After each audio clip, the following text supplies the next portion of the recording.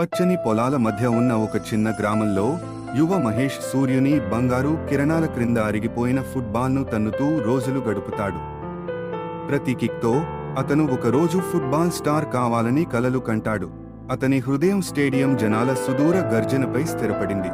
ఒక విధిలేని రోజు child future academy Mahesh గ్రామ టోర్నమెంట్ను సందర్శించింది. మహేష్ యొక్క సహజమైన ప్రతిభ మరియు సంకల్పానికి మైమరచిపోయిన నవీన్ అతనికి అకాడమీలో చేరే అవకాశాన్ని అందిస్తాడు. ఇక్కడ కలలు నిజమవుతాయి. అకాడమీలో మహేష్ తన నైపుణ్యాలను మరియు స్థితిస్థాపకతను పరీక్షించే పరీక్షలను ఎదుర్కొంటాడు.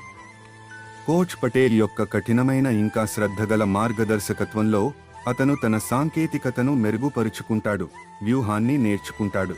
అతని సహచరుల మధ్య మహేష్ స్నేహపూర్వక పోటీని కనుగొంటాడు. అతని సమీప ప్రత్యర్థి రాహుల్ అతనిని రాణించేలా చేస్తాడు. ప్రతి మ్యాచ్ నైపుణ్యం మరియు వ్యూహంతో కూడిన యుద్ధంగా మారుతుంది. అది మహేష్ మరింత ఎత్తుకు చేరుకోవాలనే సంకల్పానికి ఆజ్యం పోస్తుంది. కోచ్ పటేల్ ఒక కోచ్ కంటే ఎక్కువ అవుతాడు. మహేష్ ప్రతిభను పెంచి అమూల్యమైన జీవిత పాఠాలను నేర్పే గురువు. అపజయాలు మరియు విజయాల ద్వారా మహేష్ క్రమశిక్షణ, పట్టుదల మరియు క్రీడా స్ఫూర్తి యొక్క నిజమైన అర్థాన్ని నేర్చుకుంటాడు. ఛాంపియన్షిప్ మ్యాచ్లో సీజన్ క్లైమాక్స్కు చేరుకున్నప్పుడు మహేష్ తన భుజాలపై అంచనాలు మరియు కలల బరువును అనుభవిస్తున్నాడు. అతని కనుబొమ్మలపై చెమట చినుకులు మరియు అతని సిరల ద్వారా అడ్రినలిన్ ప్రవహించడంతో అతను తన బృందాన్ని అచంచలమైన సంకల్పంతో నడిపిస్తాడు. మ్యాచ్ ఆఖరి క్షణాల్లో వేగవంతమైన కదలిక మరియు శక్తివంతమైన కిక్తో మహేష్ విజయ గోల్ సాధించాడు. మహేష్ సహచరులు అతనిని ఎత్తుగా ఎగురవేయడంతో స్టేడియం ఉరుములతో కరతాళ ధ్వనులతో మారుమోగింది. ఇది కేవలం విజయమే కాదు, ఏళ్ల తరబడి కృషి.